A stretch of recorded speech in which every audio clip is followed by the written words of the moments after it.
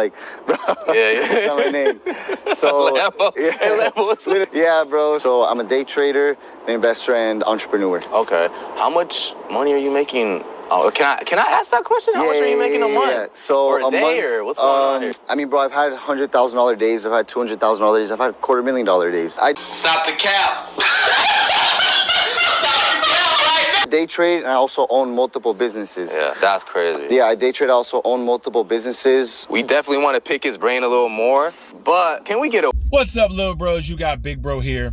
With all the people out here telling you you can 5 extra money, 10 extra money, 20 extra money, what about the money that's leaving our pocket? Nobody likes to talk about that. Nobody likes to talk about what we can 100% change is our spending decisions. I'm BPB Money Man. Think about joining the channel. I'll tell you what you need to hear, not what you want to hear. Let me share my story. My worst possible time in my life, I caught a DUI. I was going through a divorce.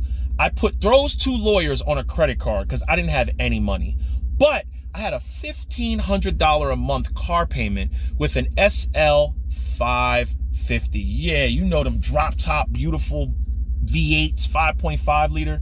I had one of them, but I'm paying for lawyers on credit cards. I had 0 money to my name. Do you know what I had to do? I had to look at my driveway, I had to look at my spending habits, and I had to make more money.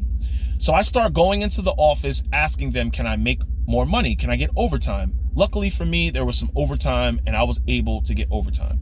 But if you are having a hard time right now, you might want to think about delivering pizzas, stocking shelves, anything.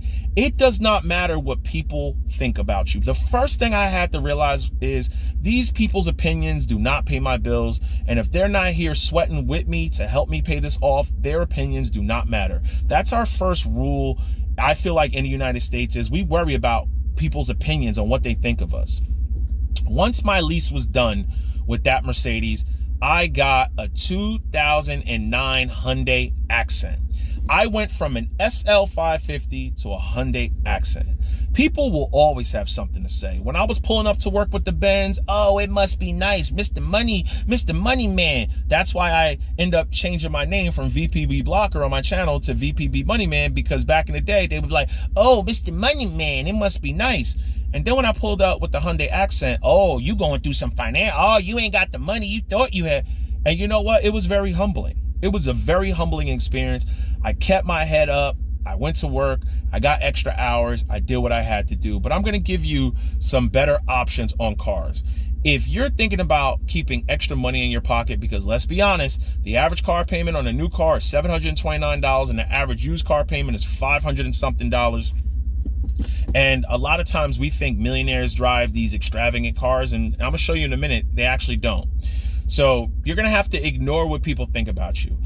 What I would do before you look at any of the cars that I'm gonna show you, I would think about contacting a mechanic, saying, listen, how much for a pre-purchase inspection? You can pay them, they'll put the car up on the lift, and this could be a bargaining tool where you can, where they'll scan your ECU, they'll write up a report, and this could be a bargaining tool when you get back from test driving that car. When you go look at these cars, you say, listen, I want a pre-purchase inspection. They're gonna tell you, oh, our mechanics certified it, and no, I wanna get a second opinion. Don't be afraid to stand up for yourself and say, I want a second opinion. If they're adamant on not letting you get a second opinion, walk. There's a red flag right there.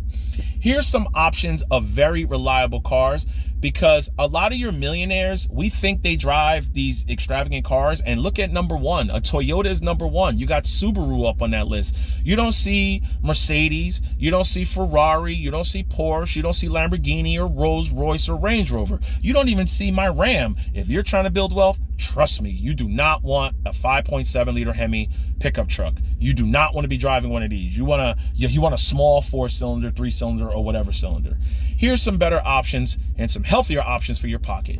Get a used higher mileage Corolla. I know people like to steer away from high mileage cars, but a lot of these cars were built to last in third world countries. A lot of these cars are taxi cabs in third world countries, and they can go to 300, 400, 1,000 miles on unpaved highways. So if you live in the United States or even in Europe and you got paved roads, these cars will last a long time. If you need a bigger option because you might need, but more room in the trunk, you can get the big brother, the Toyota Camry, a very reliable, proven car. Taxi cab cars, they literally, you can beat the crap out of these. Get your pre-purchase inspection. I actually had a Camry.